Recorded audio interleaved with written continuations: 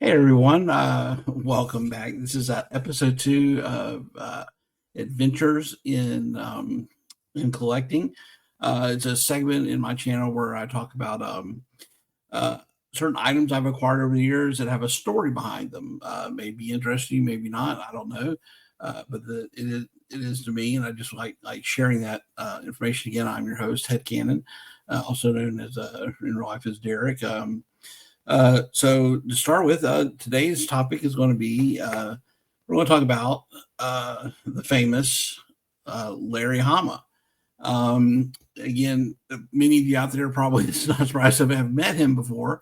He is very active at conventions and shows, and it'll probably be hard pressed to find somebody that hasn't met the great Larry at some point or another.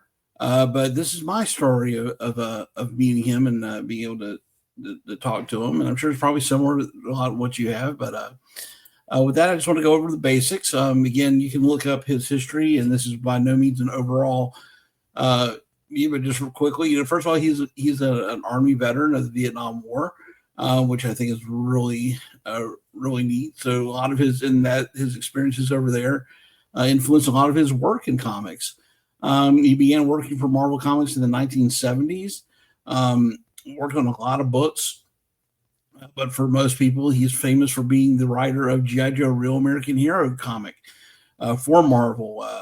He took a comic. A lot of times, Marvel did a lot of licensed material of toys and movies that didn't go very far, but he had turned into a comic for a toy line that outlasted the toy line a couple of times in its life, and also has written over 300 issues of the comic. And he was also the writer of most of the G.I. Joe action figure file cards for Hasbro back in the 80s and going into the 90s. Nearly all the file cards he wrote, except for a few towards the end there. So just kind of the basics of them. So before I go in, I just want to kind of explain my definition of what is canon for GI Joe. GI Joe has existed in a lot of different media, comics, cartoons, TV, movies, direct to DVD movies. So there's a lot of sources to pull from, and depending upon how old you are, you tend to consider something canon or not. So I consider canon the file cards that Hama wrote, because they really set the base for the figures and the characters of the G.I. Joe Real American Hero universe, and the G.I. Joe in the comic book G.I. Joe A Real American Hero under Larry Hama as G.I. Joe canon. I do not consider the cartoon series, UK comic, direct to DVD movies, or the live action movies as official G.I. Joe canon, mainly because there's a lack of consistency in those products. I know now the thing to do now is, especially in some of the I was going forward with IDW and also Skybound. There are more touches, even in Devil's Due a little bit, back during the Devil's Due run. There's a tendency to pull from some sources out of the cartoon, as well, because depending on how old you were when you first got into GI Joe, that was your big influence with it. So also I consider the Devil's Due run of GI Joe Real American Hero and its spinoff America's Leader not canon, even if an issue was written by Hama. So when after Marvel had the rights to the comic, they went away. It went over to a company called Devil's Due, which is a studio under Image Comics. They did a continuation of A Real American Hero, which I really enjoyed and really liked. It was very good. But Hama didn't write those issues. And so there were some inconsistencies in there. He did write a few issues. I think he did in a few miniseries for them set in that Devil's Due universe. But I don't consider that G.I. Joe to the canon as well. Same thing with IDW. When IDW got the imprint, they did their own G.I. Joe line, and then Hama came back and wrote, A Real American Hero again, which I'll go into that again. But this one, so only The comics written by Larry Hama under the Real American Hero input or Special Missions is what I consider the actual canon of G.I. Joe, a Real American Hero. So he is known as the father of G.I. Joe canon. He wrote the official file cards for the toy, wrote G.I. Joe Real American Hero comic for Marvel, issues 1 through 155, Special Missions 1 through 26, and Yearbook 1 through 3. He wrote a revived G.I. Joe Real American Hero comic for IDW, where he picked up where he left off at 155 and a half. This is issue 300. And what happens when he picked up at 155 again, that wiped out the Devil's Due series as well, because he picked up right where he left off at 155. And he's currently writing the continuation of G.I. Joe Real American Hero for Skybound over at Image Comics, starting issue 301 and continuing on. So again, I don't think we would have G.I. Joe as we know it today if it wasn't for Larry Hama. So now onto the story, the real purpose of the video. So in 2004, me and my family lived in Orlando, Florida, and I'd been following the G.I. Joe convention online for a while. This is the Collectors Club convention at the old, I think it was Brian Savage that did that. And they were going around, and I really wanted to go to one. I've never been to a toy convention. I've been to a couple conventions, but I've never been to a toy, specifically a G.I. Joe convention. So in 2004, the convention came to Orlando at the Contemporary Resort in Walt Disney World, Florida. And the theme of it is Dreadnought Rampage Escapade in the Everglades. And I'd gotten the box set of 32-quarter-inch figures for that as part of the package. So I was with my very first one. It was me and my wife. And at the time, we had two children both under the ages of 2. And we actually, we lived in Orlando. We actually got rooms at the Contemporary Resort there. Walt Disney. All we had to do is go from the room down there for all 3 days of the convention. And it was amazing. We did the Thursday night preview night. You went to the great dinner they had, and this was during the time again was transitioning from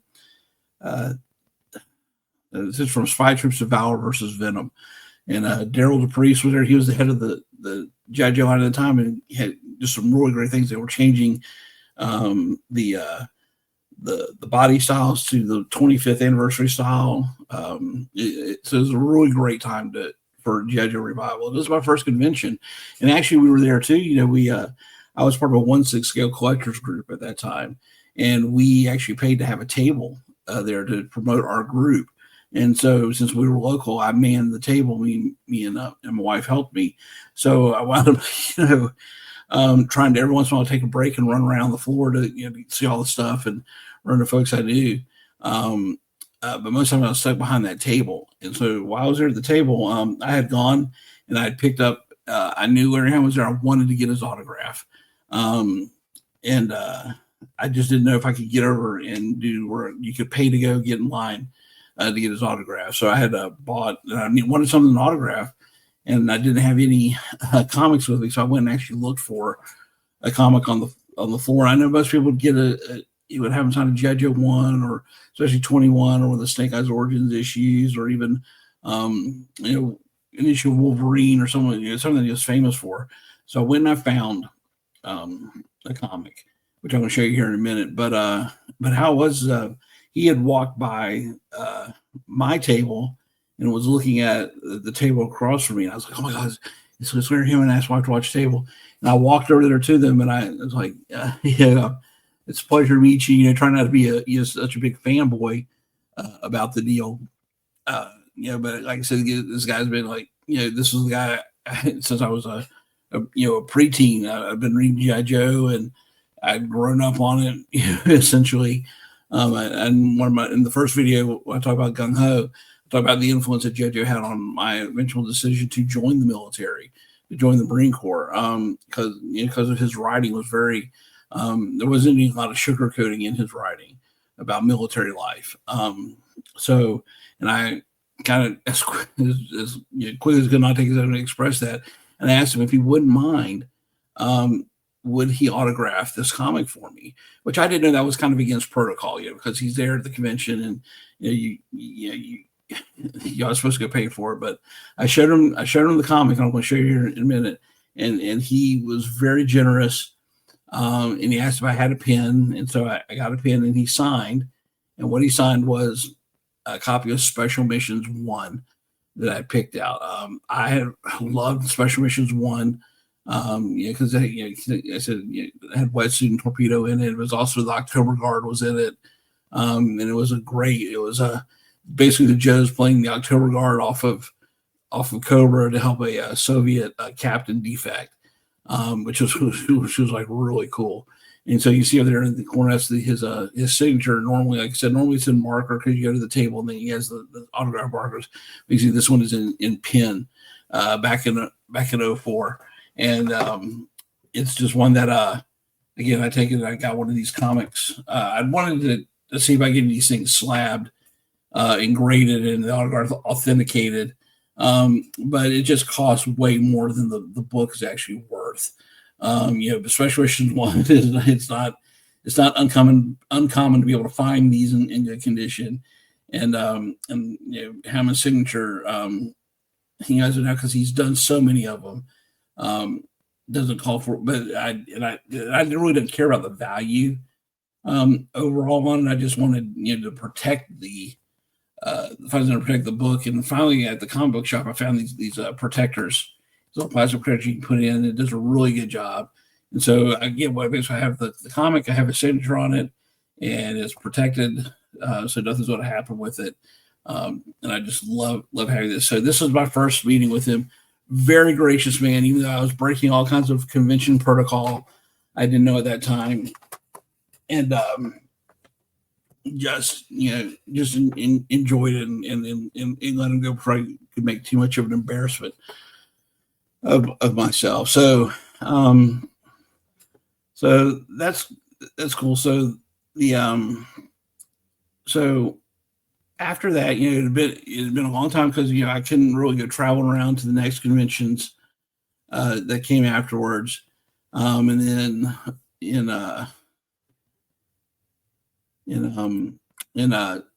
2004, things were going. 2005, things were going. Then things started getting kind of tight for our family there in the Orlando area. By then, we had our third son had come along. My father had passed away, and so so my mom was living with us. So things were kind of tight, and so there was no way I was going to get a ticket to go to Minneapolis or any other places that the G.I. Joe convention was going to go to. Then in 2011, we had another opportunity. The G.I. Joe Collectors Club convention came back to Orlando. And it was there at the Disney Dolphin Resort there in Orlando. And I believe this was, they had a few more after this. This wasn't the last one, I think. But it was kind of getting near the end. This was during the run of the Pursuit of Coraline was out.